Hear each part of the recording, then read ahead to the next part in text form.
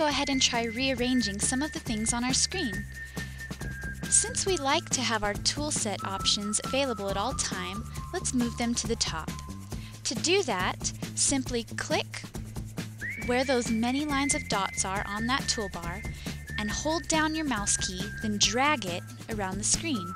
As you'll see, this allows us to move this panel and click it into place. Once you have it where you want it, simply let go. Beneath these options, you'll see there's a menu selection called Filters with the option to show hide or the ability to select certain things. These are useful in area building and will be discussed another time.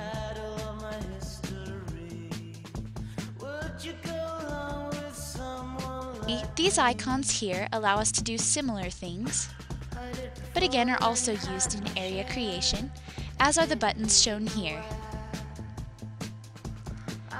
Next to these, we'll find our spell checker, which is especially useful because many times we will be editing large amounts of information and we'll need some way in order to make sure that we have not spelled anything incorrectly. In order to explain the other panel functions, let's try to create a new area. Go to File, New, select Area. This will open up a wizard in which you can create a new area. As a note, when putting down your area tag, make sure that if you are working as a part of a building team, that you are following the area naming conventions for the module build team that you are working for. Additionally, it is a good idea not to have any spaces or special characters in the area tags, as these are used by scripters. So, I've gone ahead and erased the area name we had before, and I will call my area AR for area _01. You can also change the area type to interior, tiles, or exterior, which use terrain and can be painted in the sense that you can sculpt it with hills, valleys, and things of that sort. Since we're starting basic, let's simply use interior area. Click Next. You can also select the size. Any will do for right now, so I'll simply select Tiny and then click Finish. As you'll notice, our view window now shows a grid. This is our new area, but the reason it's black is that we have not yet placed any tiles for a player to be able to walk on. So to do that, if you look down here to the lower right under Blueprints, you'll notice that this is a tab. Here at the bottom, you also have an option to select the Tiles tab. This is where we can find the tiles to use and place in this window. Next to this tab, you'll also see the Terrain option.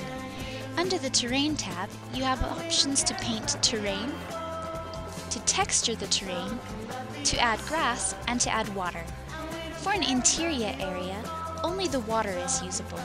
But, had we created an exterior area, we could use the terrain, texturing, and grass also to add more life to it. Since we're working with an interior area, go back to Tiles, expand any of the options here. You'll see that it lists different sorts of rooms. If you look at the graphic next to each room description, you'll see that it shows little icons. For example, any place where the box has no graphic on it is simply an open wall. There's nothing blocking the player on that side. Anywhere you see a little blue dot, that represents a column or some kind of pillar that will appear in that corner of the room. Thick blue lines represent solid walls, and red spots represent entries or doorways through which a player can pass. So for now, let's select any one of these. In my case, I will take 2 walls, 1 corner. You'll notice that I clicked on it once, and then when I drag my mouse over into this window, you'll see that it appears to be showing up on whichever tile I run my cursor over. However, we can't see very well. So while your cursor is hovered over the view window, simply scroll down with your mouse wheel, and this will allow you to pan out. There, now we can see better. You'll see that as I move my cursor around, the tile moves with it. This is because I have not yet placed it. To place a tile, simply hover your cursor over the tile you would like to place it in, then click once with your left mouse button. There! You'll notice as I drag my mouse away, there's now one stationary tile located in the space that I clicked. If we want to place a few more, we simply have to continue clicking, or we can select a different type of tile by returning to our Tiles menu here, scrolling down to select a different room, and then use that to click here. For now, I won't select another one as this is a useful tile. If I'd like to rotate the way my tile will paint down, I simply use the right mouse button by clicking once, and you'll see that it has rotated. Now that it is rotated, I will use the left mouse button to click on that square and paint it down. I'll do the same for all of these tiles.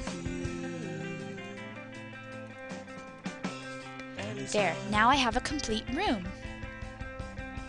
Another thing you may notice is that also in that room, there is a small red circle with an arrow in it. This represents the location where any player will start when they load into our module area. We can change this by simply coming up here, finding the icon that looks like a red circle with an arrow in it, and when we hover over it, it says Set Start Location. Now, when we click in this area, we can move that circle. But our room looks kind of empty, so we'd like to add some creatures to it, wouldn't we? To do this, simply return to this lower right-hand panel, which again has the Blueprints, Tiles, and Terrain tabs. If you click on Blueprints, you'll have access to all sorts of resources that you can use to put into your module itself. If you hover over each of these icons, it will tell you what sort of resources you are able to choose from. Items, creatures, doors, stores, and more. Since we'd like to put creatures in, let's keep the Creatures tab selected by clicking on it once.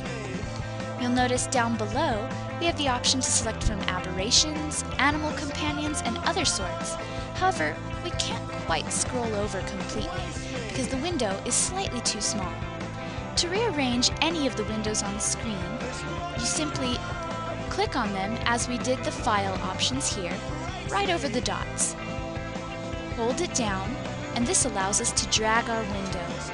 You'll see that it is represented by that grayed box there. Also, you'll notice that on screen there are now small little icons that have appeared in certain places that look like little scroll bar arrows. If you hover your mouse over that while still holding it down, it will gray out the new area where the window you are dragging will appear. So as you can see, if I were to let go of my mouse while it is located here, my resources panel would shift so that it now takes up that entire upper space.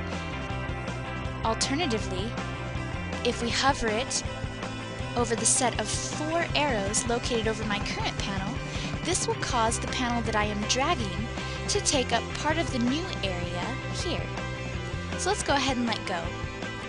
As you can see, since our resource panel is no longer located here, this area has now been included with our view panel. But since we selected the lower arrow, our resources panel now occupies this lower space. Another way you can reorganize your windows is by using these pin buttons here. These allow you to pin these parts of your window to the sides of the toolset.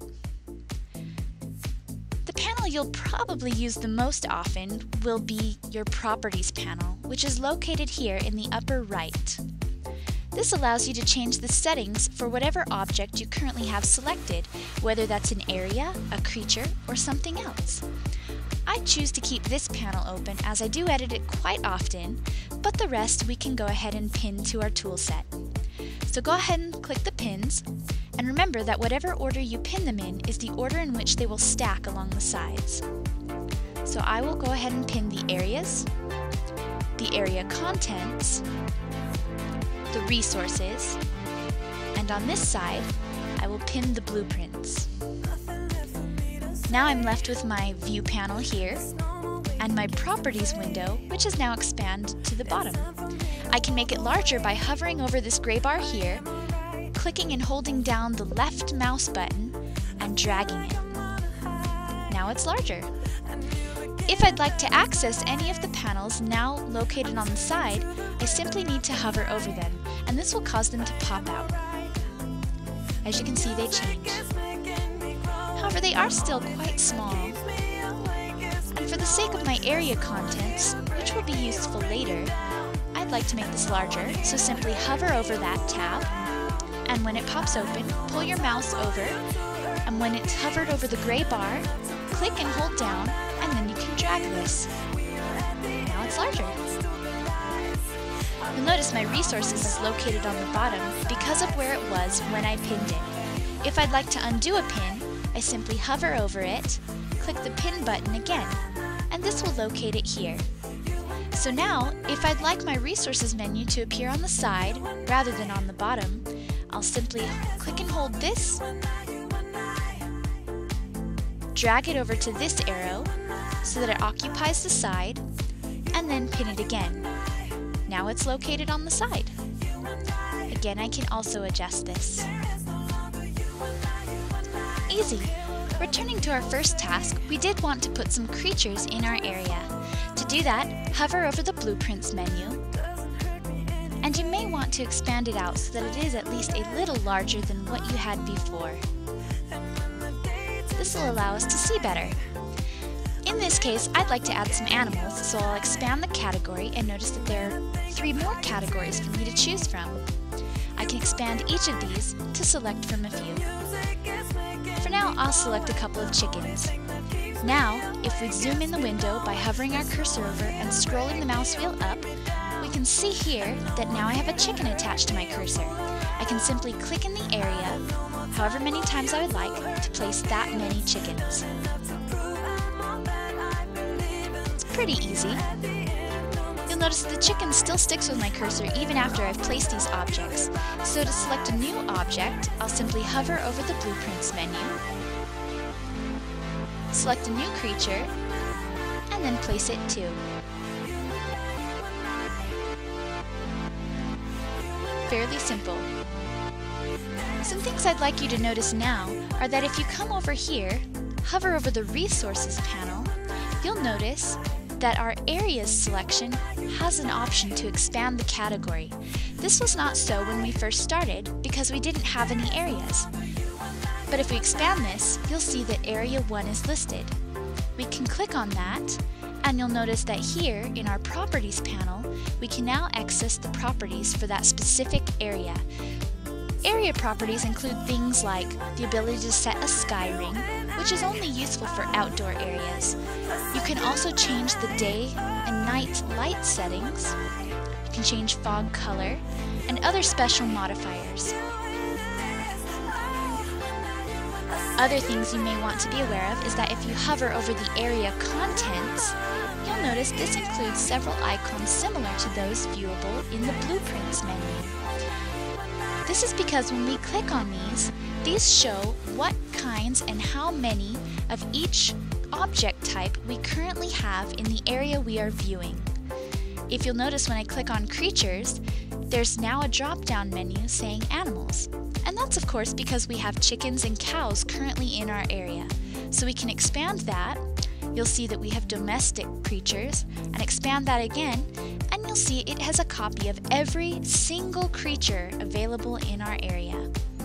If we select these, by clicking on it once, you'll see that it selects the applicable creature to which that instance is associated. So when I click on the first chicken, it selects the first chicken. Or I click on the first cow, it selects the first cow. I can also press the delete button, and you'll notice that the cow is deleted. This is useful for selecting specific items that you may not be able to find directly when working with very large areas, or to select items that may be located under objects and difficult to pick while using the view screen.